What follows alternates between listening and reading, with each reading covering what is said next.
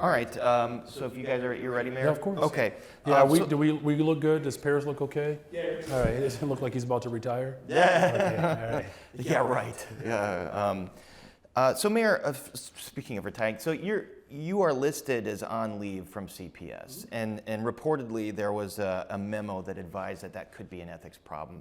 So my question for you is, why not resign from CPS to avoid any appearance of a conflict of interest? There is no conflict of interest. Much like many other city employees that are on leave, people who are on leave from the fire department, from the police department, I'm on leave from Chicago Public Schools, but there is no economic benefit for me, and there's no conflict of interest there at all. So there wouldn't be, if you went back to CPS, I mean, if you're advocating for a new contract, you would be paid whatever that new contract calls for. Yeah, well, there's no job waiting for me right now at the Chicago Public Schools. In fact, I enjoy being the mayor of the city of Chicago, and I'm grateful to have this opportunity. Look, here's what's most important here. You have someone who actually, for the first time in the history of Chicago, a mayor who taught in our public schools, right? So I understand exactly what teachers are experiencing every single day. I'm the first mayor in the history of Chicago to actually believe in the system so much so that I send my own children to our public schools. What I want for my children, what I wanted for my students, that's what I want for every single Chicagoan, from the north end of the city to the southeast end and everywhere else in between. A high functioning, high quality, well-funded public education system. And speaking of what you want with CPS, you have said many times that you never asked CEO Pedro Martinez to resign. You admonished a reporter for suggesting as much, but then there's an email from your deputy mayor, Bridget Early, to some of the old board members saying that it is your desire that Martinez leave by September. So why the discrepancy here? Here's what my desire is to ensure that every single family in the city of Chicago has a high quality public education. That's what my desire has always been, whether as a teacher and of course now as a parent, as someone who benefited from public education.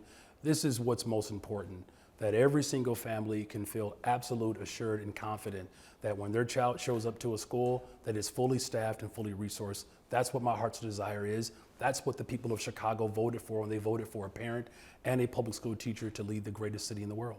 And CEO Martinez has said that if the district gets saddled with a labor contract that it can't afford, it could jeopardize the quality of the school system and children's access to the things that you want them to have access to.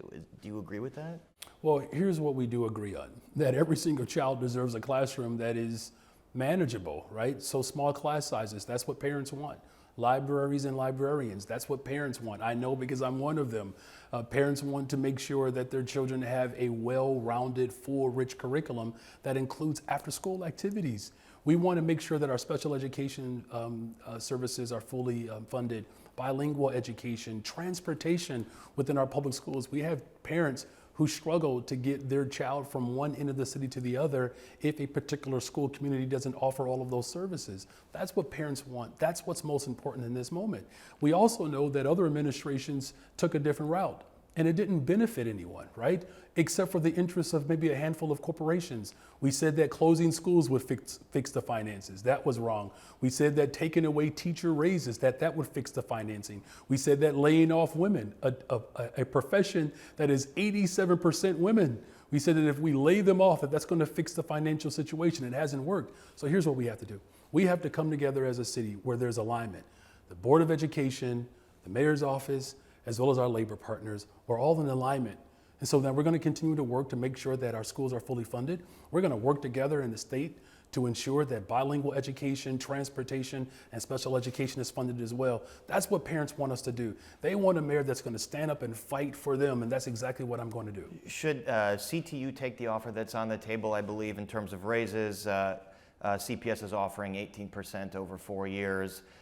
They're not really specific on staffing levels because CTU had initially asked for 14,000 additional staff members. Should CTU take the deal that's there? Well, look, there is a great deal of urgency, right, to make sure that we have a contract that reflects the values of all of our parents. But this is not just about raises. I can tell you, as someone who is taught in our elementary schools, this is about respecting teachers and teachers as professionals. There are teachers who struggle to find enough time in between courses and classes to have prep time. That's important. Listen, if I'm a parent and I drop my child off, I want to make sure that that teacher has adequate time to prepare for my child when they come into their classroom. These are things that are important to the people of Chicago. And look, there's no one that is more invested in transforming our public schools than me. As someone who has benefited from public accommodations, as someone who has taught in our public schools, as someone who sends my children to public schools in Chicago, I want what's best for every single family. And so this is not just simply about a contract. This is really about a vision for our public schools in Chicago. Why do we continue to nickel and dime when it comes to the interests of young people when we should be working overtime to ensure that they have everything that they need? And that's what I'm going to do. Do you still advocate for that $300 million short-term loan to help the pension payment and help fund a new contract? Well, here's what I'm advocating for is for us to have a fully funded education system. Look, whatever we do in this particular iteration, we have to fight collectively as a state to ensure that every single school district is fully funded. Look, there's some good news that's coming out of Springfield. We've already seen increased levels in certain aspects. But no one is patting ourselves on the back saying that we've done enough, right? We know we have to do more. And so I'm going to continue to work with our partners in the General Assembly. We're going to work with our labor partners, our Board of Education members, the first mayor to actually hold to their word around having an elected representative school board. I mean, these are exciting times for the people of Chicago. And I'm confident that we have moved beyond sort of the trepidation of investment, and that we're not working solipsistically, and allowing, egos to overwhelm like the interest of our children. And that's what I'm excited about in this moment. So we're going to continue to fight for equitable funding in our school district. And that's something that's a worthwhile fight. And no doubt that this is your central fight to transform the schools, as you said. But what about your fiduciary duty to the taxpayers who spend 56% of their property tax bill on CPS, an agency that is deeply in debt, that is at risk of going further into debt, a downgraded credit rating it's at risk for. What about your duty to taxpayers? Yeah, so I do have a duty to taxpayers, and that's why we are working collectively to ensure that our school district is fully funded, and we're not just simply relying upon property taxes. Here's what I can say. Previous administrations did not take their fiduciary responsibility as serious as I'm taking. That's why we are in this peril, right? They said we're going to close schools, that's going to fix it. We said we're going to avoid paying people's retirement. That's going to fix it. They said that we're going to privatize our schools. That's going to save money. None of it worked. And so now I've put forth a vision that speaks to the values of parents, because I'm one of them, right? While also ensuring that we're protecting taxpayers. We can do both. Unfortunately, other administrations, we're not committed to doing that. And we have demonstrated that our love for public education, our love for the people of Chicago, requires to ensure that there are smaller class sizes, that there are libraries and librarians, that we have rich, full, diverse curriculum to ensure that working people feel good about their education in the city of Chicago. That is the hallmark of our democracy.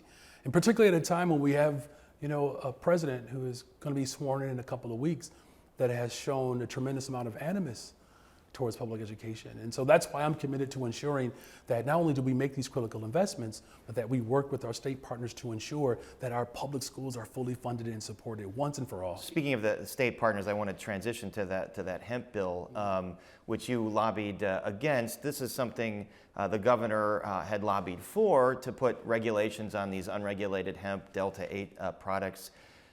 Did you speak with the governor beforehand about bringing Chicago in and having a seat at the table on this? Well, let me just say this first of all. The governor and we are aligned as it relates to making sure that there are strict regulations around this particular product.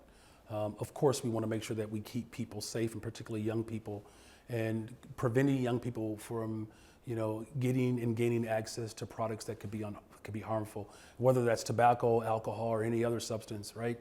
So we're in agreement there. In fact, during the budget process, as you may know, we put forth a vision and a plan around stricter regulation. Here's all we've said, is that we have to be at the table together to ensure that we are maximizing regulations to keep people safe, but also ensuring that local municipalities and stakeholders are part of that process. And so we're going to work with the 104th General Assembly. Our team is going to work with the governor's team, the Speaker of the House, the Senate President, and all of the Chicago delegation, who stood up in this moment as well and made sure that their voices were heard on behalf of their constituents. And so that process will begin January 8th, 12:02. Once they're sworn in, we're ready to hit the ground running. So it sounds like you're going to be talking to the governor's team about this and the General Assembly, but I've heard from sources close to the governor that he feels blindsided. He didn't know that you were going to, make this push. Why pick this fight with the governor who you need on your side, Chicago needs for added school funding and for progressive revenue? We're all on the same team, right? No one's picking a fight with anyone. In fact, the governor and I, along with the board president, we worked together, particularly responding to the new arrivals mission when the governor of Texas attacked our city by using human beings. We all came together collectively and rose above those attacks.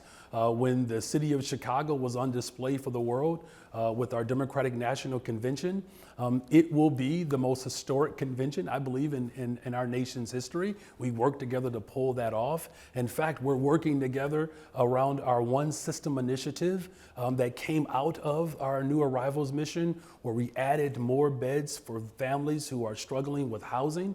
And so there is going to always be a collective response from the governor, myself, the board president, to ensure that working people and our values are always front and center and we are aligned.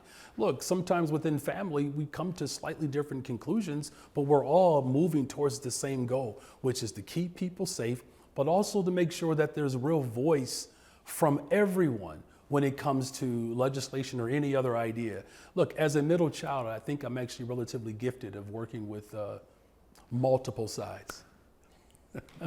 And the media. Okay, thank you very much, Mayor. We appreciate it. All right, Thanks for meeting with us. Of course, and Happy New Year. All Happy the New best Year to you. All right, all the best to you as well and your family.